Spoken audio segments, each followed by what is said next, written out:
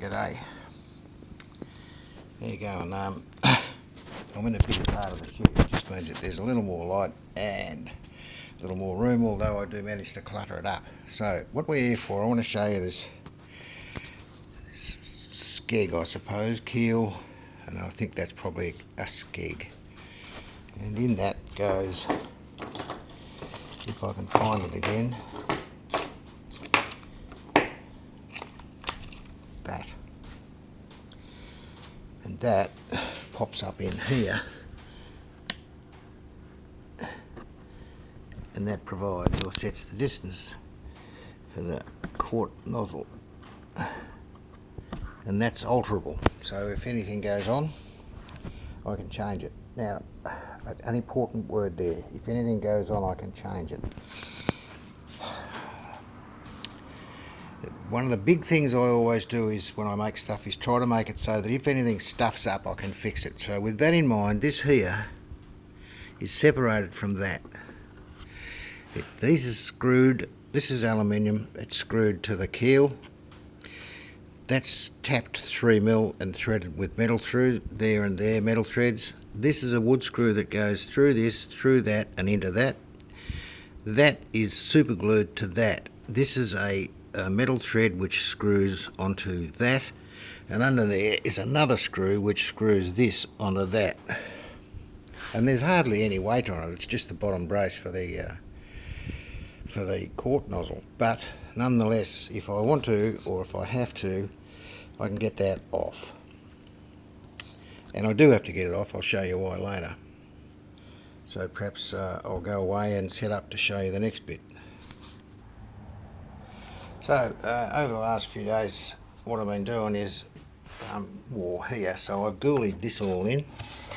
That's never going to move. I've ghoulied that little gizmo there in, and I'll show you what that does in a minute. These are all in and set now, so that's fine. So once again I'll stop this now and then I'll come back when I've reassembled a bit more stuff. So that's the plate that the motor mounts to. That'll be the steering thing. Here's a start of the steering thing, but not the end. That slips over the top of that.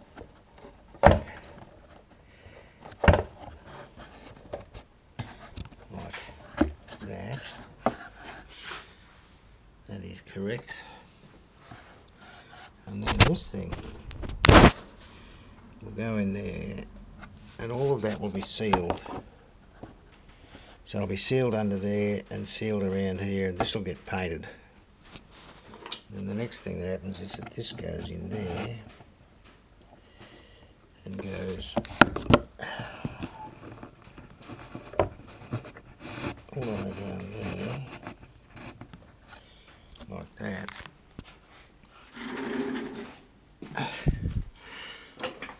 Through here, and then that goes up there. Things fall in, but they don't. Things fall out, but they don't fall in. The prop is next. Prop goes in there. Haven't cleaned that yet, have I? You could be here for a while.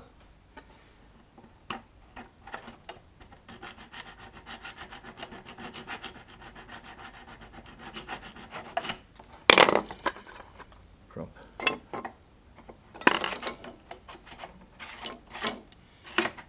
Goes up there like that.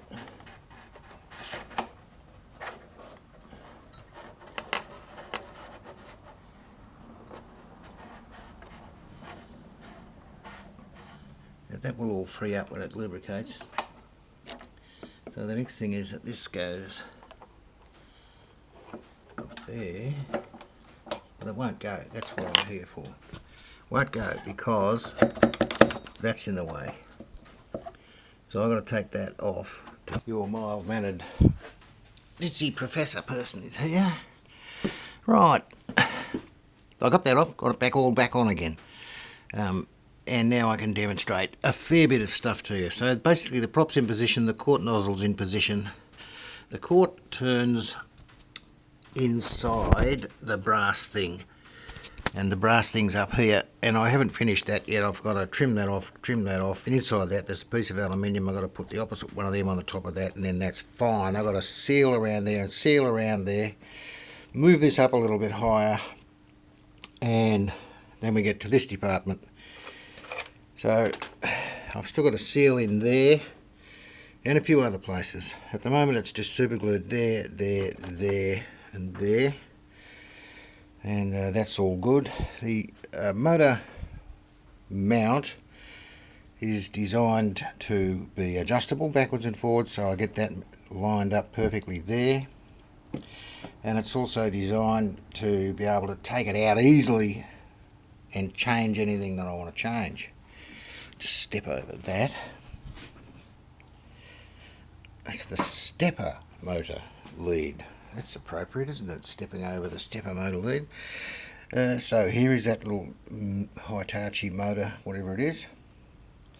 And let's see if it operates. We'll turn that on. Over there. I've got it on 4 volts at the minute. There you go. So I'm going to be running on probably, as I said before, 12 volts. I don't think it'll need much more than that. It might even only go to 7.4. Just depends what the revs end up being. At the moment the prop is turning, as you can see, and no interference with the cord, so I'm pretty pleased with that. I think that'll work. Those of you who want to know if it's lined up, I think it is. Let's run it up a few revs. There's vibration here. It's in the motor, it's not in the shaft. Although the shaft's vibrating, it's because of the motor. I think it's just the magnets working. There's no vibration down this end. That's all good. There's no heat here, I checked that before. No heat in there anywhere, no heat up there. A few more revs, that's 6.4. That's 8.7, probably more than I'll ever need. I don't think I need the old truck to go any faster than that.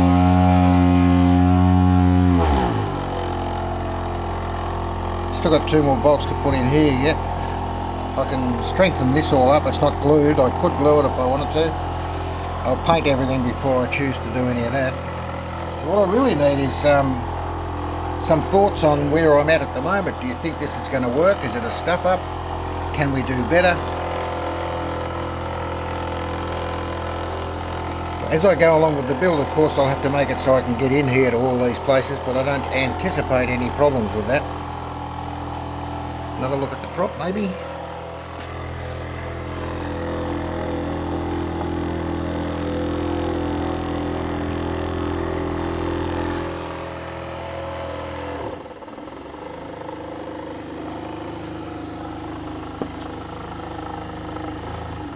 Going to be able to get it down pretty good. You can see there's nothing going on there, it's just running in that big bearing.